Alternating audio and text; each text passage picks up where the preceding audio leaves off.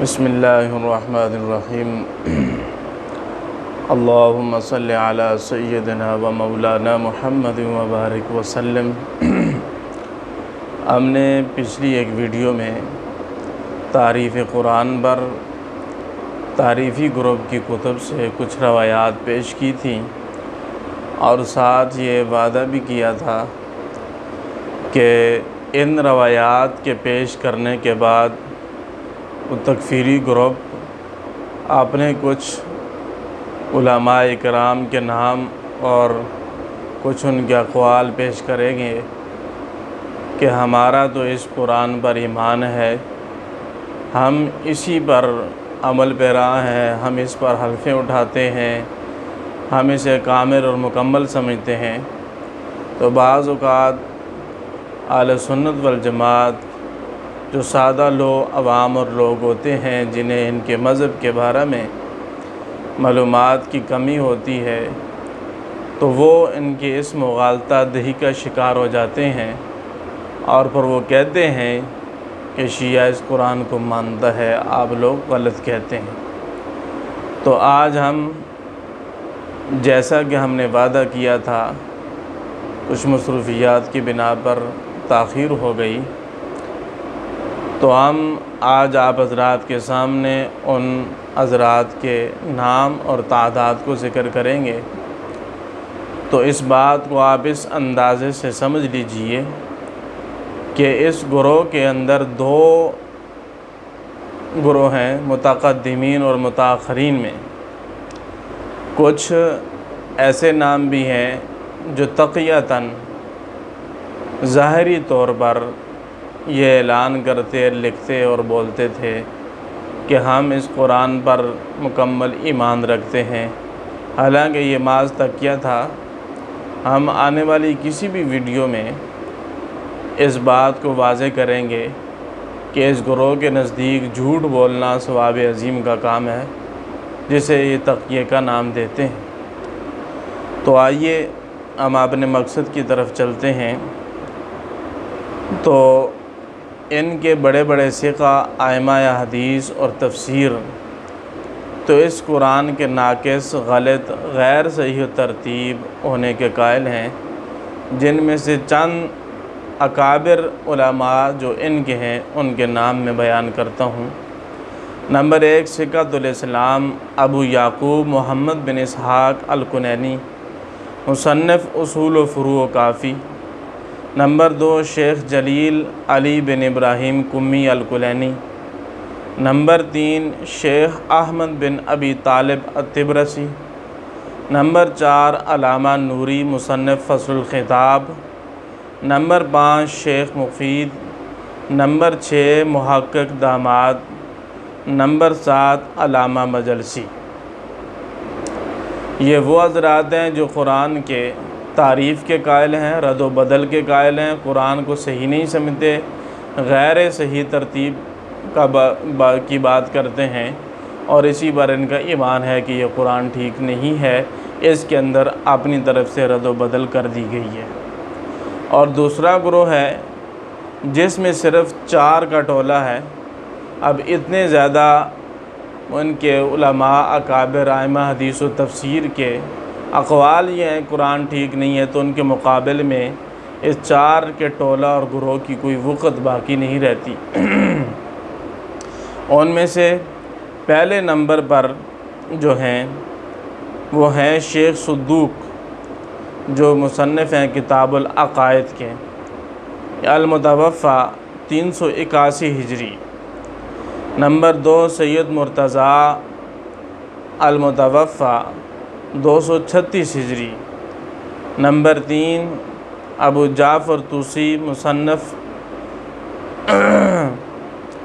المتوفی 460 ہجری، 420 ہجری۔ اور شیخ ابو علی طبرسی، مصنف تفسیر مجمع البیان، المتوفی 548 ہجری۔ یہ حضرات ہیں جو صرف تقیہ کی بنیاد پر، جب انہوں نے یہ دیکھا کہ قرآن کو غلط کہہ کر تعریف شدہ کتاب مان کر بدلی ہوئی تبدیل کی گئی کتاب مان کر اہل سنت کی صفوں میں شامل ہونا بہت دور کی بات ہے، تو پھر انہوں نے تقیے کی چادر کو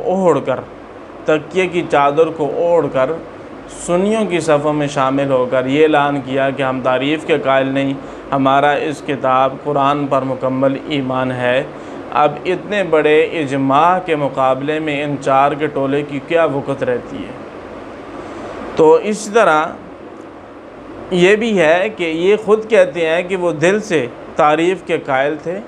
شیعہ کے نزدیک یہ ہے کہ یہ چار بھی دل سے تعریف کے قائل تھے، بلکہ شیعہ کا یہ قول قرین قیاس بھی ہے، کیونکہ منکران تعریف میں سے شیخ صدوق کے متعلق علامہ نوری نے اپنی کتاب فصل الخطاب صفحہ 4 میں لکھا ہے، کہتے ہیں کہ الصدوق فی عقائدہ مرسلا ان امیر المؤمنین جمع القرآن ولما جاء به فقال هذا کتاب ربکم کما انزل علی نبیکم لم یزد فیہ حرف ولم ینقص منہ حرف فقالوا لا حاجت لنا فیہ عندنا مثل الذی عندک فانصرف وهو يقول فنبذه وراء ظهورهم واشتروا به ثمنا قلیلا فبئس ما یشترون۔ شیخ صدوق نے اپنی کتاب عقائد میں مرسل روایت کی ہے کہ جناب امیر علیہ السلام قرآن جمع کر کے لائے اور کہا یہ قرآن جیسا کہ تمہارے نبی پر نازل ہوا اس سے ایک حرف زیادہ یا ایک حرف کم نہیں۔ ان لوگوں نے کہا کہ ہمیں اس کی حاجت نہیں، ایسا ہی قرآن ہمارے پاس موجود ہے۔ پھر جناب امیر واپس چلے گئے یہ پڑھتے ہوئے فَنَبَذُهُ وَرَاءَ ظُهُورِهِمْ۔ تو جب شیخ صدوق کو بھی اس سے اتفاق ہے کہ اصلی قرآن وہ تھا جو حضرت علی نے جمع کر کے لوگوں میں پیش کیا تھا، تو انہوں نے نہ مانا تو جناب خفا ہو کر چل دیے۔ تو اب بات پھر یہ ہے کہ شیخ صدوق کے دل سے اس قرآن کو جو علی کا جمع کیا ہوا نہیں ہے کس طرح کامل اور مکمل مان سکتے ہیں؟ تو اس میں بھی ضروری ہے کہ ہم اس روایت کا بھی جواب پیش کر دیتے ہیں۔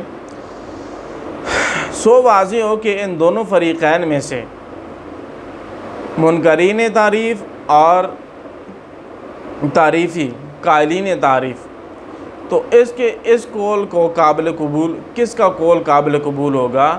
جس کی تائید احادیث ائمہ اہل بیت مرویات ائمہ میں پائی جائے۔ تو پہلے فریق قائلین تعریف نے دلائل میں بہت سی احادیث ایسی مرویات ائمہ اہل بیت سے پیش کی ہیں، جیسا کہ ہم پچھلی اپنے ایک ویڈیو میں 6 روایات صرف اصول کافی کی بیان کر چکے ہیں۔